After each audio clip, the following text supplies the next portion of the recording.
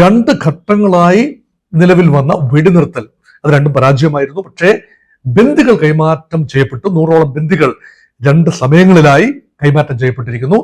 ഒരു 100ഓളം ബന്ദികൾ മരണപ്പെട്ടിരിക്കാനുള്ള എല്ലാ സാധ്യതയുമുണ്ട്. അങ്ങനെ തന്നെയാണ് സ്ഥിരീകരണം. പിന്നെ അവശേഷിക്കുന്നത് ഏതാണ്ട് 48-49 ബന്ദികളാണ്. അതിൽ 20-21 പേര് മാത്രമാണ് ജീവനോടെ അവശേഷിക്കാൻ സാധ്യത. ആ ബന്ദികളുടെ മോചനമാണ് ഇസ്രയേലിനെ കുഴയ്ക്കുന്ന വിഷയം. സൈനിക ശക്തി കൊണ്ട് ബന്ദിമോചനം നാളിതുവരെ സാധ്യമായിട്ടില്ല. ഒരൊറ്റ ബന്ദിയെ പോലും ഇസ്രയേലിന്റെ സൈനിക ശക്തി കൊണ്ട് മോചിപ്പിച്ചിട്ടില്ല. Hamas ദുർബലമായിരിക്കുന്നു, Gaza തവിടുപൊടിയായിരിക്കുന്നു,